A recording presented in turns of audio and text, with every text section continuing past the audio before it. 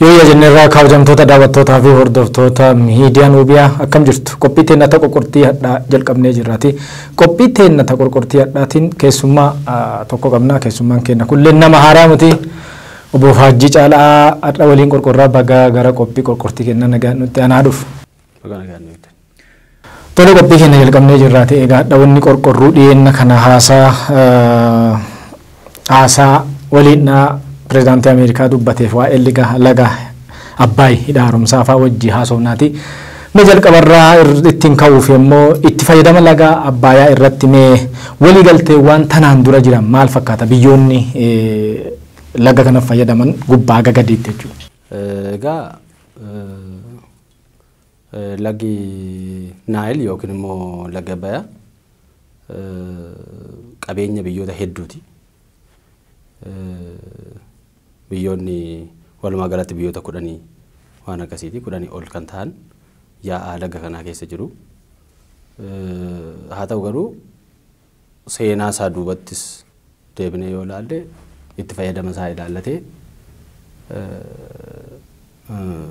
waliigalteen itti fayyadamuudhaaf biyyoonni adda addaa taasisaa turan yoo ilaalle biyyoota hunda giddu galeessa kan hin godhannee fi biyyoota muraasa qofa keessaayyuu yaa'a gadiirra warra jiran biyyoota yaa'a gadiirra jiran qofaan kan gaggeeffamaa turedha. Akka fakkeenyaatti waliigaltee isaa jalqaba laga kanarratti mallatteeffame ilaaluu hin dandeenya.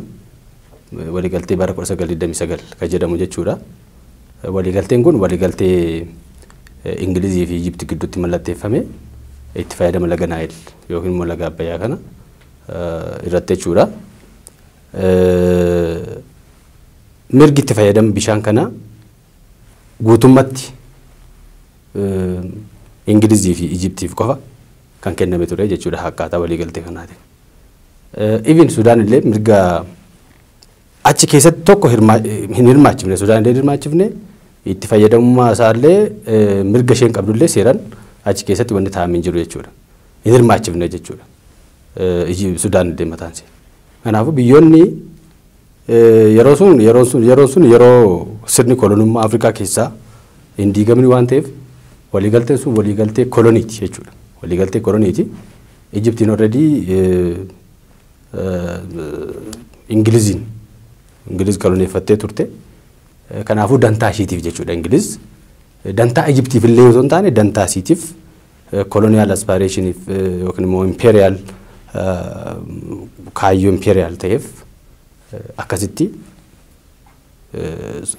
Ijipti wajjin waliigaltee akkasii mallatteessan jechuudha. Waliigalteen kun biyyoonni qabeenya laga Naayil bishaan Naayiliif gumaacha guddaa godhan kan akka Itoophiyaa qooda takkaa keessaa qabanii informed illee hin taane jechuudha. Odeeffannoo isaallee hin qabanii akkamitti akka ta'e illee homaa tokkollee waliigaltee san keessatti qooda hin qabanii moggeeffamanii turanii jechuudha. Kanaaf akka waliigalaatti ilaalle wanni sun bishaan laga sana itti fayyadamuuf mirgi kan kennameef Ingilizii fi Ijipti yoo ta'an 92% ol akka fayyadamaniif waliigaltee sanarra taa'ee jira jechuudha. 100 gara 7 fi wayii waan ta'u immoo akkasumatti osoo hin hirmaachisin osoo yaada siillee hin dhagahin Sudaaniif kan dhiisan jechuudha. Hin dhiisan Sudaan hin dhiisan. Sudaan hirmaachisanii osoo hin taane Sudaan beektee osoo hin taane akkasuma Sudaan hin dhiisan jechuudha. Kanaafuu daba guddaa jira waliigaltee kana keessa. Waliigalteen kun dantaa Ijipti illee giddu galeessa haa godhatu malee Ijipti yeroo sana qabeenya Ijipti kan itti fayyadamaa ture Ingiliz waan ta'eef as the end of the day Ingiliz ofiif akkasiidhaa ta'utti akka qabeenya bishaanii sana itti fayyadamuu dandeessutti waliigaltee sana tolchite jechuudha. Kanaaf waliigalteen kun biyyoonni akka Itoophiyaa 85 ol bishaan laga Naayiliif gumaachan biyyoonni akka Rwanda, Burundi, Kongo fi yaa gadi walumaa galatti amma Sudaan kibbaallee ta'uu danda'a Kenya, Uganda kunniin keessa hin jiran jechuudha. Sudaan illee keessa hin jirtu jechuudha. Kanaafuu warri bishaan kanaa yaa bishaan kanaatiif homaan gumaachinetu itti fayyadama isaa irratti walii gale yookiin immoo qooddachuu walii gale malee warri gumaacha guddaa godhan keessaa Itoophiyaan partii 85 jechuun baay'ee guddaadha daba guddaadha cubbuu guddaadha jechuudha waliigalteen kun waliigaltee cubbuuti jedhamuu hin danda'a. Kan itti aanu waliigaltee bara 1959 kunillee fooyya'ee yookiin kompireesiif ta'ee jedhanii namoonni qorannoo adda addaa hojjetan kompireesiifiidha isa kana duraarraa wanni kompireesiif jedhanii maaliif Sudaan qofa haammate. Sudaan biyya jabduudha jedhanii waa yaadaniif biyya Naayil keessa darbu keessaa biyya jabduudha. Kanaafuu waliigalteen duraa sun Ijiptii fi Ingiliz gidduutti waan raawwatameef amma Sudaan haammachuunsaa jijjiirama tarkaanfiidha jedhanii akkasitti laalanii turanii jechuudha. Haa ta'u malee ammallee biyyoonni akka Itoophiyaan haammatamne jechuudha. Hin gaafatamne jechuudha. Hirmaattuu akkoottaan mirannaan jedhamne jechuudha. Qoodinsa bishaan qoodinsa qabeenya laga Naayil fi bishaan keessaa bishaanuma jechuudha. Bishaan isaarratti akkaataa itti qoodinsa bulchiinsa kunuunsa waan akkasirratti wanni mari'atame hin jiru jechuudha Itoophiyaa wajjin. Hin gaafatamne jechuudha Itoophiyaan. Kanaaf ammallee damni sun ittuma fufee jechuudha. Damni sun jijjiiramni inni fide maali? Sudaan dabalate jechuudha. Sudaan qofatu kan duraan Ingilizii fi Ijipti gidduu ture already yeroon koronummaas waan darbee fi maandeetii sana Ingiliz warra Ijiptiif kennite Ijiptii fi Sudaan waliigaltee haaromsanii jechuudha. Waliigaltee ofii isaanii haaromsan malee ammallee biyyoonni yaa'a oliirra jiran hin hirmaanne Itoophiyaa dabalatee biyyoonni reefu si'eere hundi isaanii hin hirmaanne. Akkaataa kanaan parsantii 66 ol kan ta'u Ijipti akka itti fayyadamtu. 22 waan akkasii immoo Sudaan akka itti fayyadamtu. Kanaaf immoo even kanaaf illee Itoophiyaadhaaf yookiin biyyoota yaa oliitiif jedhanii wanni kaa'ame hin jiru. Qisaasamee bade malee already kan isaaniif ga'u isaan qoqqoodataniiru kan qisaasamee bada jechuudha. Kun akkas haa ta'u illee jedhanii kallattiin kaa'ame jiru. Parsantii 12 wayii tafa 12 sanarratti Itoophiyaan haa fayyadamtu hanga naa fayyadamtu Burundiin hanga naa fayyadamtu Ruwaandaan wanni jedhame hin jiru jechuudha. Innimtuu qisaasameetuma qaama waliigaltee sanaa miti malee biyyi kun haa fayyadamtu wanni jedhame hin jiru jechuudha. Kanaafuu tokko abiyuuzii godhani wannuma isaa bishaan hafe sanayyuu silaa Itoophiyaadhaan waan kennuu malan yoo hirmaachuu illee baate hin dhorkatanii jechuudha. Kanaafuu ammallee taanan wanni kun cubbuudha jechuudha. Isuma kolonummaa sana itti fufsiisee jechuudha. Maaliif waliigalteen kolonummaa sun Ijiptiin akka fayyadutti fudhatan Ijiptoonni booda. Danta Ingiliz dantaa isiitiif duraan waan yaada sana akkaataan waliigaltee sun itti barreeffame itti bocame irratti qooda haa qabaattu malee booda Ingilizii Ijipti faayidaa qabaachuu isaa Ijiptoonni waan hubataniif isumatti fufsiisan jechuudha Sudaan bakka buusanii. Kanaaf wanni jijjiirame achi keessatti illee itti fayyadamu bishaan laga Naayil irratti wanni jijjiirame hin jiru jechuun ni danda'ama jechuudha. Bareeda mee duraan jalqabee jechuudha Itoophiyaan laga hidha Abbaayyaa kanarraa kan fayyadamne durarraa kaasee Ijipti shiralli shiraa turtee jedhanii tooftaa garaagaraallee fayyadamaa turtee namoonni jedhan ni jiran jechuudha. Kanaafuu mee Ijipti yookiin Gibxiin shira akkamii tooftaa akkamii fayyadamaa turte? Baay'ee gaariidha. Ijiptoonni waan kana waan qabeenya laga Naayil wal qabatee jiru bishaan laga Naayil kana madda isaa qorachuurraa eegalee dursanii beekaniiru. Osoo Itoophiyaanonni faayidaadhuma laga kana laga guddaa isaan keessaa maddu kana hin hubatin dursanii hubataniiru. Tokkoffaa waan hubatanii maaliif naannoo isaanii gammoojjiidha waan ta'eef bishaan asii yaa'u kana malee roobni waan hin turree fi bishaan kanarratti hirkattummaan isaanii olaanaa waan ta'eef qorachuudhaaf dirqaman jechuudha. Irra qoratanii maal godhanii Itoophiyaan maddi bishaan kun irra guddaan isaa Itoophiyaadha akka yaa'u. Keessaayyuu biyyoollee qabatee akka deemu biyyoo baay'ee gabbataa ta'e illee qabatee asii akka deemu kan gara gaanii caale jechuudha. Kana hubatanii erga hubatanii maal godhanii dhiibbaa adda addaatiin Itoophiyaan madda kana to'achuu barbaadan. Karaa naannawaadhaanis karaa kallattiitiinis karaa adda addaatiin madda kana to'achuu barbaadanii jechuudha. Karaan naannawaa kan nuti jechuu dandeenyu karaa amantaa fi yookiin immoo hawaasummaatiin biyya kana qabachuudhaan aadaa isaanii yookiin atleast kaayyoo isaanii kaayyoo namni kun akka namni biyya kana akka hin hojjenne akka hojii irratti hin bobbaane aadaa hojii gaarii akka hin qabaanne gochuudhaan maqaa amantaatiin guyyoota hedduu guyyaa ayyaanaa godhanii guyyaa hojiin itti hojjetamne godhanii maaliif namni hojjete oomishtummaan dabalaa deemaa kalaqa namaa dabalaa deemaa fedhiin namaallee dabalaa deemaa saayinsii fi teekinooloojiin babal'ata dinagdeen ni gurguddataa dinagdeen gurguddatnaan biyyiin guddataa biyyiin guddannaan qabeenya qabdu sana seeraan itti fayyadamtaa jechuudha. Kanan beeku isaan kanaafuu namni akka quucaree hafu hawaasni biyya kanaa quucaree akka hafu dinagdeen biyya kanaa akka quucaree hafu akka productivity'n hin jiraan wanti xiqqaa irratti akka xiyyeeffatu namni achi keessaa akka hin baane akka ajandaan misoomaa ajandaan guddinaa cehee gara bishaan hidhuutti yookiin jallisiif itti fayyadamu waan akkasii kanatti hin ceene gochuu keessatti karaa amantaatiin Coptic Church ka jedhamu hanga bara 1959 ammallee Phaaphaasonni achi Itoophiyaatiin muudamaa turan jechuudha. Aadaa uummata biyya kanaa karaa amantaatiin kontirool godhan maqaa amantaatiin jechuudha. Buni waan salphaatti ilaalamu miti. Hawaasni biyya kanaa akka productive ta'u akka oomisha isaa irratti immoo kalaqa biraa daddabalee dinagdeenis guddatee sammuudhanis ofitti amanummaan isaas dabalee dinagdeen yoo guddate siyaasanis akkasuma guddate challenge isaanii goone karaa baay'ee historical ta'e jechuudha.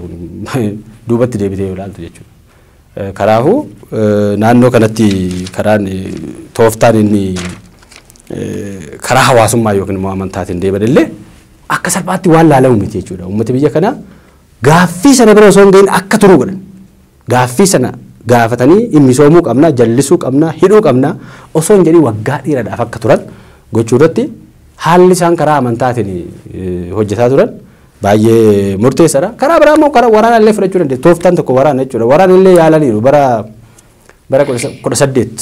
1870 keessa waraanan Itoophiyaa qabachuu barbaadanii waraanan illee akka injifataman beekaman jechuudha. To'achuu barbaadaniiru waraanan illee. Waraanan illee Ijipti jechuun yeroo sana Turkoota already seenaa impaayeroota fi koloneeffattoota adda addaa wajjin hojjechuu kana qabu warri Ijipti kun. Turkoota wajjin illee turaniiru, Ingilizoota wajjin illee turaniiru. Asiin dhoofsadee akkuma biyyaatti haasofna Ijipti jechuun dandeenya jechuudha yeroo sana. Dhufanii qaamni isaan bulchaa ture qaama kamiyyuu haa ta'u Ijipti jechuun dandeenya. Kanaafuu yeroo sanallee waraanan biyya kana qabachuu barbaadanii asiin karaa baha Itoophiyaallee karaa kaaba Itoophiyaallee qabachuu barbaadanii waraana illee injifatamanii jiru yaalaniiru jechuudha qabachuudha. Kabiraa waraana alkallattii kan jennu baay'ee murteessaadha. Waraana kallattii dhufanii weeraruu qabachuudhaaf yaaluu waan achi keessatti ammoo malee fedhii qabu jechuudha. Kabiraa waraana alkallattii yeroo jennu waraana alkallattii jechuun biyyoota gaanfa Afrikaa kana Itoophiyaa wajjin walitti buusuu keessatti yookiin immoo biyyoonni ollaa Itoophiyaa turan humna Itoophiyaa mootota Itoophiyaa dadhabsiisu akka deeggaran gochuu irratti Ijipti wajjin hojjechaa turte jechuudha. Sudaan fudhachuu dandeenya, Somaaliyaa fudhachuu dandeenya. Even Shaabiyaa Eertiraa illee fudhachuu dandeenya. Shaabiyaa tun ta'an Eertiriyaan erga keessaayyuu sababa wayyaaneetiin walii Itoophiyaa fi Eertiraa wal lolanii hin beennaa jechuudha. Karaa naannawaadhaan wal deeggaruun biyyi kun akka dadhabu exhaust akka ta'u waraana keessatti illee akka lallaafu waraana irratti akka qabamu yeroo hunda tasgabbiin akka hin jiraanne biyyoota ollaa wajjin illee nageenya akka hin jiraanne waraana karaa alkallattii yookiin proxy war ni deeggarti jechuudha. Waan gochaa turte har'as ni gochuu malti jennee yaadna. Kan biraa goolama keessaa deeggaru. Goolama keessaa jechuun destabilize gochuudha biyya kana. Humnoota biyya kana keessatti socho'an fayyadamuudhaan ajandaa siyaasaa adda addaa kennuudhaan mallaqa deeggaruudhaan meeshaa waan akkasii deeggaruudhaan mootummaan yeroo kamiyyuu ture jechuudha. Mootummaan bara dargiis haa ta'u yeroo kamiyyuu at least mootummaan yeroo kamiyyuu jijjiirame at least waa'ee laga Naayil irratti akka hin xiyyeeffanne gochuudhaaf yeroo adda addaa humna adda addaa ijaaruudhaan nageenyi akka hin jiraanne tasgabbiin siyaasaa akka hin jiraanne gochuu keessatti kana durallee hirmaataa turanii ammallee ni hirmaatu jenneetu wanni ilaalamu jira jechuudha. Kan biraa immoo waraanaan doorsisuu osuma qaamanis humna keessaas hin ijaaree sirriitti doorsisaan jedhamu deterrence waraana akkasii qabnaa Ameerikaan wajjin jirti show adda addaa agarsiisu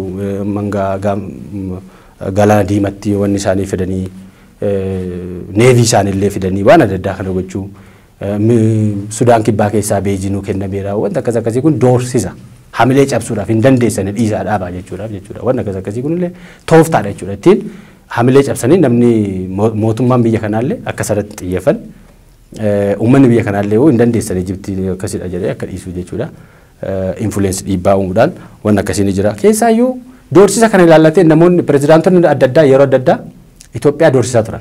Anwar Sadat Itoophiyaan yoo didde akka rukutuu danda'an. Yoo diddee laga Naayil irratti hojii piroojeektii irrigeeshiniis haa ta'u haayidirooeleektirii paawarii hojjechuudhaaf yoo yaadde akka rukutuu danda'an Anwar Sadat dubbataa turan jechuudha. Itti aansee ammoo Hosni Mubaarak illee yaaduma sanatti fufee ture jechuudha. Itoophiyaa irratti doorsisi kun yoo ta'oo isaan kana godhan ni rukunnaa kan jedhu kun itti fufee jechuudha. Mootota pirezidaantonni Ijipti bara yeroo dhiyoo jechuudha. Yaada akkasii dabarsaa turanii ergaa akkasii dabarsaa turan jechuudha. Morsiin illee bara 2012tti kan aangoo qabate. Morsiin illee yaada akkasii. Even waan akka meeshaa Itoophiyaan wanni kanaaf hidha kanaaf galchaa turte illee akka rukutan wayiitti fa'aa wanni fudhatan wanni odeessan wanni intarneetii jira jechuudha. Sasallaaluu kanaafuu doorsisi kun yeroo hunda hin jira jechuudha. Arallee doorsisi kun pirezidaantii ammaa tana kallattiidhaan akkaataa kanaan haa taa'uu baatu malee ammallee hin jira jechuudha. Kanaafuu kabiraa gama dippiloomaasiitiin deemuudha. Tooftaa isaan fayyadaman akka Itoophiyaan bishaan laga Naayilitti fayyadame tooftaa dippiloomaasii adda addaa fayyadamuu tooftaa dippiloomaasii baayilaateeraal ta'e fakkeenyaaf Yuunaayitid Isteet of Ameerikaa wajjin waliigaluudhaan akkaataa Itoophiyaan waan kana hojjenne irratti karaa dhoosaa ta'e waliigaluudhaan dhiibbaa uumuudhaan Ameerikaa illee dhiibbaa akka uumtu biyyoota adda addaa baayilaateeraal dippiloomaasii Chaayinaa wajjin illee hojii waliigaltee ho'aa uumuudhaan warm relations uumuudhaan akka Itoophiyaan akka deeggarsi hin argamne dippiloomaasiidhaan hidhuu jechuudha. Biyyoota baay'ee Raashiyaa wajjin illee akka miliitarli Itoophiyaa illee deeggarre jechuudha. Wanni adda addaa jira jechuudha biyyoota wajjin baayilaateeraali. Maaltiilaateeraali odeenne biyyoota Arab Liig miseensota Arab Liig jedhan kana amansiisuudhaan Itoophiyaa irratti dhiibbaa akka isaan geessan deeggarsa adda addaa akka isaan dhaaban investimentii illee akka dhaaban waan akkasii gochuudhaan Itoophiyaan dhiibbaa keessa galtee akka waan kana hin hojjenne gochuu irratti tooftaa dippiloomaasii adda addaa ni fayyadamu biyyoota ollaa wajjin illee hariiroo dippiloomaasii cimsu yeroo adda addaa shoowuu adda addaa agarsiisu Keeniyaa wajjin amma yeroo dhiyoo keessatti ni yaadanna Keeniyaa wajjin hariiroo ho'aa akka uumuudhaaf isaan deeman pirezidaant Abdul Fattaan LCC yeroo darbe jechuudha tibbuma haala ho'aa ta'een falmiin wanni kanarra jiru jechuudha itti iniinuu kan jedhu irratti Itoophiyaan wajjin Ameerikaan akkaataa Ameerikaatti jalqabamee naa xumuramu lakkii Afrikaatti xumurachuu qabna pilaatfoormii Afrikaatiin maal hin jedhamu yeroo sana Keeniyaa wajjin wanni isaan jalqaban jechuudha. Sana jechuun biyyoota allaa wajjin illee biyyoota ollaa kutuu Itoophiyaa irra jechuudha. Atileetis wal shakkisiisu waan jedhamu sun kanaaf kun hunduu konfidensii biyyi kun konfidensii akka dhabdu gochuu keessatti iddoo guddaa qaba. Dhaabbilee mallaqaa adda addaarree loobii gochuudhaan akka Itoophiyaadhaaf deeggarsa goone gochuu jechuudha. World Bank ta'uu danda'a, IMF ta'uu danda'a biyyooti dhaabbilee mallaqaa kaan illee jiran biyyoota Arabaati illee kan liqeessan ni jiran dhaabbilee mallaqaa tokko akka isaan liqii Itoophiyaadhaaf hin kennine. Piroojeektii kanaafis haa ta'u piroojeektii kaaniifis haa ta'u jechuudha dhiibbaa adda addaa uumuun karaa dippiloomaasiitiin ni jira. Waan kun kana keessa dabartee jechuudha biyyi kunna akkaataa sanaan ilaaluu hin dandeenya karaa tooftaalee isaaniitiin akka laga kanarratti Itoophiyaan hidha isin hojjenne yookiin itti fayyadamne gochuudhaaf tooftaalee ammasii eeree kanallee miti kaanillee kan dabalataan isaan fayyadaman jiru yeroodhaaf isaan kana kaasuu barbaadeen. Tole akka gaarii kaastee mee hidha haaromsaa Abbaayyaa kana akkuma jedhame maallaqa Itoophiyaanotaatiin mudhii haadha hiyyeessattuu waan kana itti hiikateeti hidhi haaromsaa kun ijaarsaa jalqabame. Iteetummoo jalqabbiinsaa gaarii atoo ta'een jiruyyuu wanni achi keessa ture lafarra harkifannaan tureera sirumaayyuu hanni garaagaraallee keessa tureera meetee achi keessa waa hedduu hatameera jedhama turuu sana ammoo humni jijjiiramaa kun erga dhufeen booda wanni sun dafee xumuramu mee akkamiin ilaalama? Baay'ee gaariidha. Piroojeektiin kun piroojeektii guddaa hayyoota biyya kanaaf quuqaman yaadame bocame. Duris immoo waanuma yaadamu hojii taa'ee galamuu baatu malee namni biyya kana jaalatu laga Abbaay yookiin immoo laga Mormor jallisiifis haa ta'u haayidirooeleektirii paawuriidhaaf hiinee itti fayyadamuu qabnaa kan jedhu namni biyya kana jaalatu kamiyyuu yeroo kamiyyuu yaada jechuudha. Haa ta'u garuu haala adda ta'een piroojeektiin kun akkaataa itti bocame itti yaadame haala namoonni biyya kanaaf dantaa biyya kanaa kabachiisuu barbaadan atileetii karaa kanaan hojiin hojjetamu akka jiru qorannoo adda addaa gaggeessan hayyoonni adda addaa kan akka kifilee warroo isaa hoogganaa olaanaa jechuudha hojii gaggeessaa hidha haaromsaa guddichaa amma kana jechuudha isaan faati jechuudha. Projektii kana namoota biyya kanaaf quuqaman Itoophiyaan itti fayyadamuu qabdi yoo itti fayyadamu yoonaayyuu itti fayyadamuu malte waan itti fayyadamuu dhiifne miidhamne jedhanii qorannoo gaggeessanii akkaataa itti fayyadamuu danda'anillee dantaa Ijiptiin illee akka walitti hin buune Ijiptiin miidhuu akka hin taane hubachiisuu keessatti dippiloomaasiidhaan kan akka shifarra jaarsoomaa jechuudha gama dippiloomaasiitiin waan sana wanti godhanii karaa ifa ta'een hawaasa addunyaatiif ifa gochuudhaan ibsuudhaan ergaa karaa dippiloomaasiitiin daddabarsuudhaan waan sana hawaasa addunyaallee akka baru gochuudhaan yaada sun itti Ijiptiin miidhuu otoo hin taane Itoophiyaanota hiyyeessa ifa hin agarre misoomni isaaniillee duubatti hafaa ta'e fayyaduufi malee Ijiptota miidhuu jedhanii namoota hayyootuma keenyaan jechuudha sadarkaa hooggansaa mootummaarra warra turan warra achi keessa illee turre jechuudha karaa adda addaatiin walitti yaada isaanii walitti qindeessanii yaada guddaa uumamee fi projektiin sun immoo erga uumame booda hirkattummaa mallaqaa biyya alaa fi dhaabbilee mallaqaa kana hambisuuf uummanni akka deeggaru gochuu irratti hojii guddaatu hojjetame jechuudha. Uummanni fayyadamuu barbaada waan ta'eef rakkoo isaa rakkoo kiyya naa fura jedhee itti amane waan ta'eef osoo garaa isaa hin hirin kiisa isaa keessaa sabbata isaa keessaa dubartoonni namni qabu bakka kamii hiyyee guddaa xiqqaas hiyyeessa sooressa jedhe hanga qabu gumaachee projektii hojiitti galamee fi projektii guddaadha jechuudha. Haa ta'u malee dhimma kana bulchuudhaan wal qabatee rakkoolee adda addaa turaniiru. Beekamaadha jechuudha kana durallee kaasaa turre rakkoolee bulchiinsaa turaniiru. Seeraan bulaan turre namni sirriin bulchaan turre rakkooleen teknikaa wajjin hidha sana hojjechuu wajjin wal qabatanii turaniiru rakkooleen teknikaa sunillee rakkoo bulchiinsaa wajjin wal qabatu namni kontiraaktara sirriin illee waliigaltee waan sana hojjechuu keessan galle warri sirrii waan hojjechuu danda'an dandeettii qaban dhiibamanii warri kaan warri dandeettii hin qabne karaan qaxxaamuraatiin fudhatan jechuudha sun rakkoo gurguddaadha jechuudha. Isaa gara wal qabatee saamichaaf illee saaxilame jechuudha. Saamicha. Maaliif maqaa hooggansaatiin maqaa meeshaalee adda addaa dhiyeessuutiin maqaa ijaarsaatiin saamicha keessatti keessaayyuu maafiyaa TPLF hin gaggeeffamaa ture baay'ee suukaneessaa ture jechuudha. Suukaneessaa ture. Ammoo saamichi kun dantaa warra hidhi kun akka hin hojjetamne barbaada wajjin kan walitti hidhate. Ta'uusaa kana durallee kaasaa turre beekamaadha jechuudha. Dantaan isaanii already hidha kana fixootoo hin taane warri saamu sun projektiin kun akka dheeratu barbaadu. Maaliif saamichi isaanii saamicha itti fufsiisuudhaaf jechuudha. Saamicha itti fufsiisu isaan.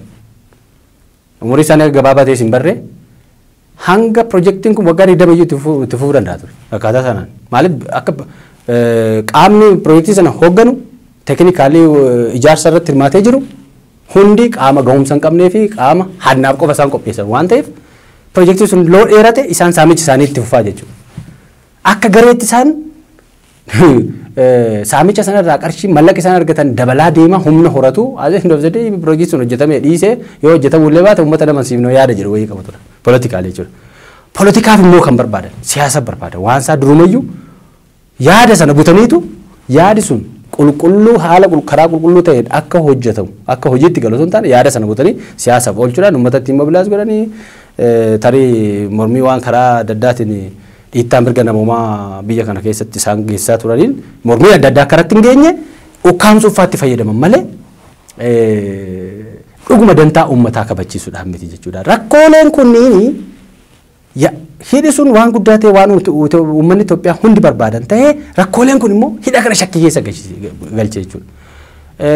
Qaama dantaa biyya kana dantaa laga kanarraa dantaa qabuufillee yeroo dabalee jechuudha yeroo kennee jechuudha sila waa yeroo gabaabaa keessatti xumuramee hojiitti galee biyyi kun itti irraa uummanni biyya kanarraa fayyadamuu qabu ta'uu osoo qabu isaaniifillee yeroo kennuu ta'e kanaaf rakkoo adda addaatiin saaxilamee rakkoolee kana hooggansi jijjiiramaa erga hubate tokkoffaa haaromsichi keessatti gaggeeffamuu qaba jedhee waan amaneef haaromsa hooggansarraa eegalee akkaataan kontiraaktaroonni waliigalteen kontiraaktaroota wajjin jiran maal fakkaataa kan jedhu qorachuudhaan bulchiinsa wajjin wal qabatee rakkoon jiru maal fakkaataa kan jedhu qorachuudhaan akkaataa siyaasaaf isaan oolchaa ture illee saaxiluudhaan uummataan gahuudhaan uummanni amma kana booda yeroo gabaabaa keessatti akka hojjetamuu qabu wanni kun rakkoon gama kanaan jiran akka furamuu qaban erga jala muree hooggansi kun kutannoo cimaadhaan gama dippiloomaasiitiin immoo ammallee hawaasa addunyaa amansiisuudhaan karaa baay'ee dippiloomaasii tumsaa irratti hundaa'an jechuun Ijiptiin fayyaduu malee miidhuun barbaannu garuu Ijiptis immoo nuun hubachuu qabanii biyyi kun akka fayyadamu lammiin biyya kanaa akka jiraatu akka ifaa argatu akka misoomu barbaaduu qabdi obboloota keenyaa jedhamee dippiloomaasiidhaan sadarkaan amansiisuudhaaf hawaasa addunyaa amansiisuudhaaf itti deemame baay'ee waan ta'eef rakkooleen kunniin erga furamanii booda pirojektichi qulqullinaan yeroo gabaabaa keessatti qulqullinaan hojjetame bishaan qabachuu eegalee jechuudha. Rakkooleen sun furamanii hooggansa jijjiiramaa kana rakkooleen ani sii tarreesse hedduun sun furamanii gara bishaan qabachuutti ce'ee jechuudha. Amma boqonnaan hidha kana boqonnaan adeemsa hidha kanaa keessatti boqonnaa biraatu barame jechuudha. Hidha qabachuu eegaluu iyyaanne yeroo gabaabaa kana keessatti namni baay'een jechuudha. Garuu hooggansi kun tokko gara gama dippiloomaasiitiin hojii bu'aa qabeessa waan hojjeteef hoogganuu irratti pirojektii kana hoogganuu irratti namoota qulqullummaan hojjetan waan fideef saamicha naannoo sana jiru waan qulqulleesseef namoota sana hataa turan illee waan itti gaafata waan saaxileef namni garaa qulqulluudhaan waan mootummaan hojjetaa jirus waan hubateef waan deeggareen milkaa'ina guddaatu naannoo kanatti dhufe kanaafuu sadarkaa qabsoo sadarkaadhuma misooma bishaan laga Naayilillee jijjiiree jechuun dandeenya jechuudha walumaa galatti wanni kun. Bareedaadha. Dhiyeenya kanaan wal qabateetti pirezidaantiin Ameerikaa Doonaald Tiraamp biyyi Ijiptii hidha haaromsaa Abbayyaa rukutuu dandeettii dhoosuu dandeettii jedheetti haasawaa isaanii mallee haasa'ee jira. Egaa filannoo irrallee jira. Namichi kun duraanuu akka daa'imaa waan isa ilaallanne laaquun beekama. Biyyoota lamaan jidduutti akka waan lola labseeti nami kanumee maal akeeka haasaan namicha kana? Haasaan kun baay'ee gaariidha. Akkuma beekamu Tiraamp waanuma nama ajaa'ibu waanuma akka qoosaa waan akka namni kashalabbee karaarraa haasaan kana haasaa oola. Namni ajaa'ibameetuma cal jedhee pirezidaantii biyya guddoo biyya Yuunaayitid Steets of Ameerikaa biyya guddoo dinagdeedhaanis waa hundaanuu teekinooloojiidhaan biyya jabdu taate namni hoogganu akkuma barbaadetti akkuma kashalabbee karaarratti dubbataa ooluun kun sila namni maa gochuu danda'u biyya sana keessatti nama kana wanni gochuu dandeessu. Anyway baay'ee nama ajaa'iba jechuudha. Haasaan isaanii yeroo kamiyyuu akkanuma nama ajaa'iba. Haa ta'u garuu Ameerikaan nama akkasiitiin buluun jalqabumarraa amma hundaanu ajaa'ibaa jira jechuudha. Dubbii isaa haasaa isaa wajjin wal qabatee garuu akkaataan inni itti dubbatu naamusa dhabuunsaa of eeggannoo dhabuunsaa waan akkasii kun akkuma jirutti ta'ee jechuudha. Waliigalteen dhossaa waa'ee Ijiptii wajjin akka jirullee waan akeeku mala jechuudha waan kun. Lafumaa ka'ee waa'ee Ijiptii fi waa'ee Itoophiyaa namni dubbatu kun atleast amma maaliif Ijipti hin gammanne nuti bishaan kana qabachuu hidha haaromsaa sadarkaa amma irra jiru akka geenyu hin barbaaddu turte jechuudha Ijipti. Mufannaa guddaa Ameerikaanis dippiloomaatikaali waan mo'amaniif duraan maaliif nutu si waliigalchaa jedhee Tiraampis yaada akkasii qaba ammallee kan agarsiisu kan calaqqisu yaada akkasii waan ta'eef inni illee mufata jechuudha mufannaan qaba jechuudha Ijiptoonni illee mufannaa qaba jechuudha kanaafuu akkaataa ittiin Itoophiyaa doorsisan wayii irratti dhossaadhaan wanni isaa waliigalan wayii tacit consent Ijiptoota irraa yookiin hooggantoota Ijipti irraa tacit consent wayiin fakkaataa kanaafuu waan kun waan akka salphaatti ilaalamu jechuudha waan dhossaadhaan waliigala wayii jiraachuu mala waan ta'eef wanni kun milkaa'uu dhabuusaa isas ittaansee ilaaluu hin dandeenya xiinxaluu hin dandeenya yeroo kaanis fudhannee jechuudha haa ta'u garuu waan kun homaayyuu hariiroo Ijiptii wajjin qaban kan giddu galeessa godhate miti wal hin beekan tasuma dubbatee waan jedhamuus miti jechuu kooti akkaataa sanaan ilaalama kanaaf xiyyeeffannaan itti kennamuun gaariidha jechuudha gama dippiloomaasiitiin poozishiniin Ijiptii illee maal fakkaataa kan jedhu ilaaluun barbaachisaadha hundaa ol garuu maali filannootu jira Ameerikaa keessa. Filannoo kana irratti ajandaa controversial ta'e adda addaa uumeera kana duras.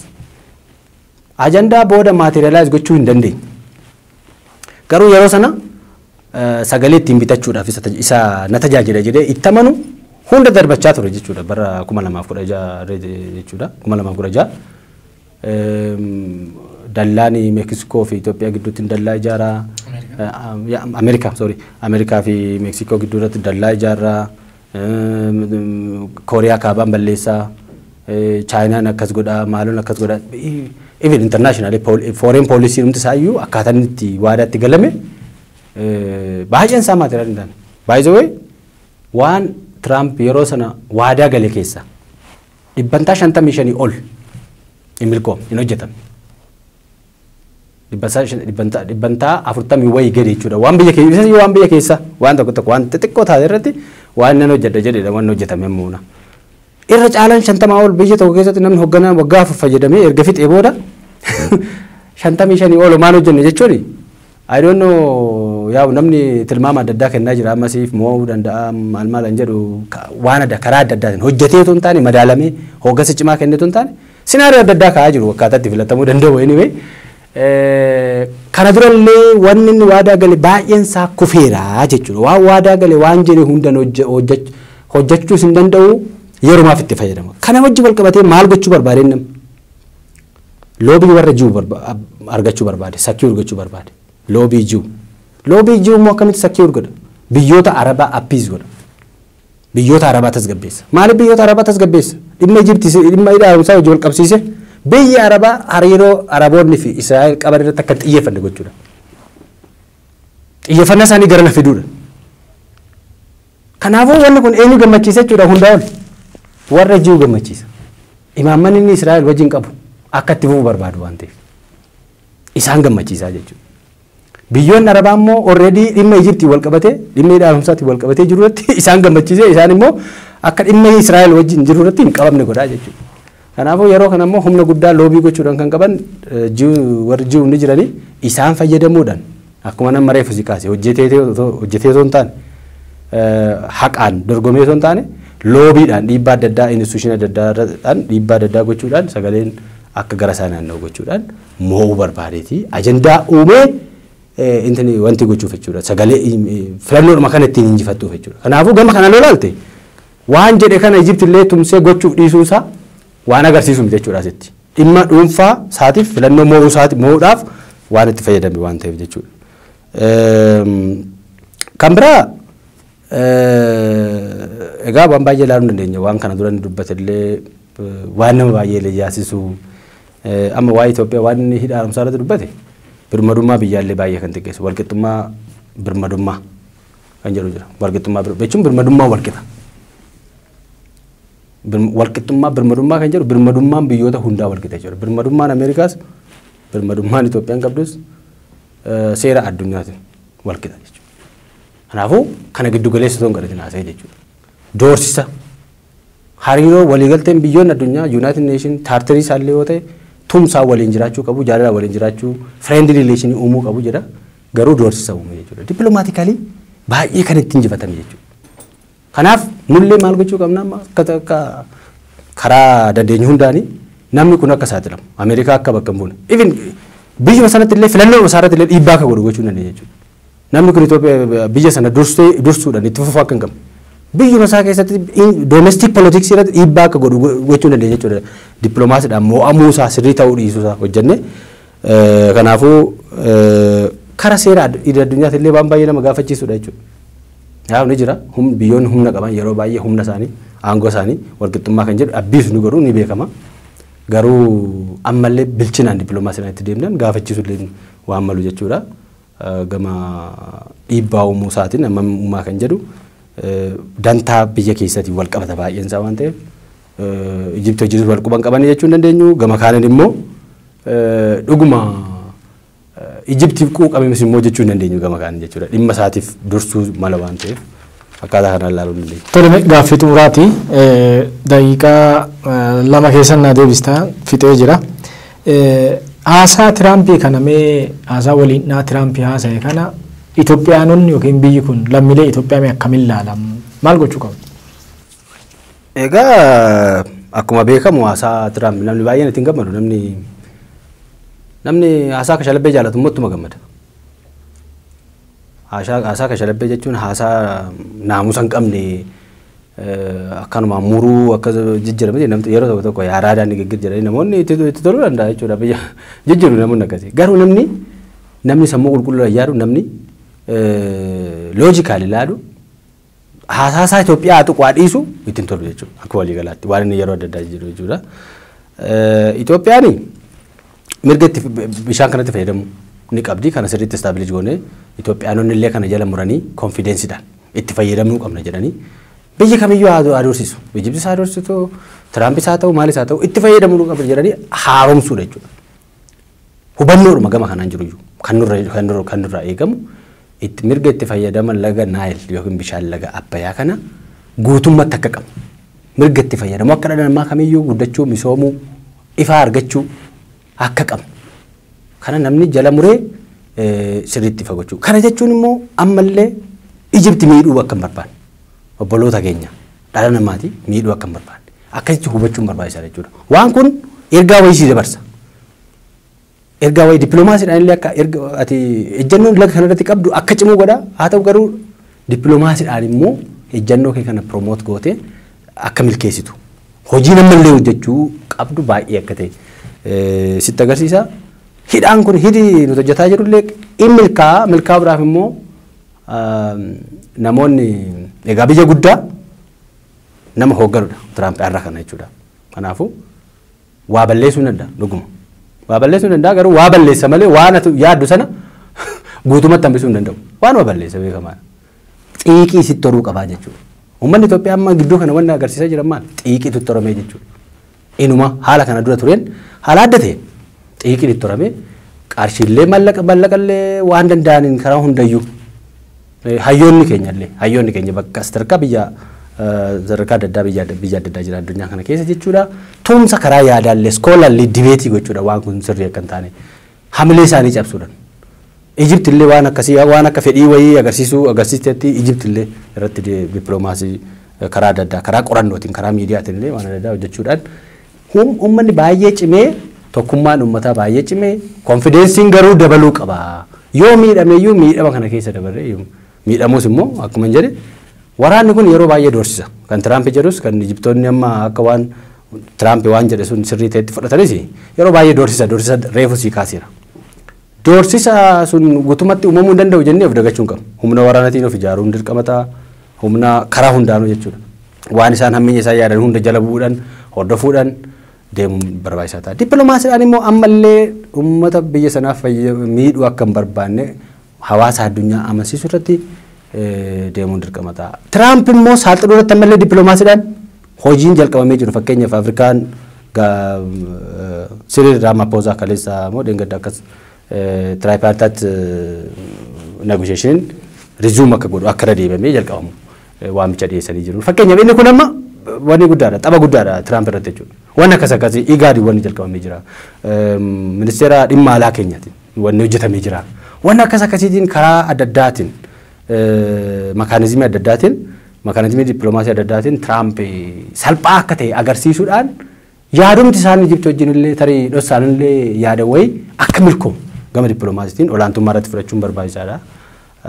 Itoophiyaan garuu akkuma tokkummaa isaanii amma agarsiisan kana uummanni garaagarummaa siyaasaa isaanii dhiisanii garaagarummaa siyaasaa tokko jira malee namni hedduun garaagarummaa siyaasaa isaa yeroo kanatti irraanfataa jira jechuudha. Yeroo wanni akkasii external threatiin yeroo itti dhufu ni irraanfataa jechuudha. Irraanfataa jiru kun cimee itti fufuu qabu deeggarsi hirkattummaa dhaabbilee mallaqaa hambisuuf immoo deeggarsi biyya keessaa barbaachisaadha. Kanaafuu uummanni biyya keessaa akkuma jedhamu kana akkuma gochaa jiran sosochiin kun itti fufee maallaqaan illee akka nuti IMF World Bank hin eegne jechuudha. Hirkattummaan maallaqaa jiraannan birmadummaa keessatti gaaffii fiduu danda'a waan ta'eef. Kanaafuu gama sanaan illee deeggarsi uummanni agarsiisaa jiru cimee itti fufuu qaba. Gama kanaan milkaa'inni amma jalqabame itti fufa milkaa'ina dabalataa argannaa jedhee yaada jechuudha. Tole qophii teennaa qorqortii hadhaa tanumaan obbaanyee keessummaa qorqortii kennaa teetee waan nu qorqortee fi hedduu si galateeffannaati horii nu bulii yeroo biraatti akka nu deebitu addii qannaati horii bulii deebani. Galatooma. Kabajamtoota fi hordoftoota teennaa qophii teennaa qorqortii hadhaa tanumaan obbaanyeerraa qophii guyyaa biraati yeroo biraati egaa walitti deebinutti badhaadha kanaan nu tura horaa bulaa deebana.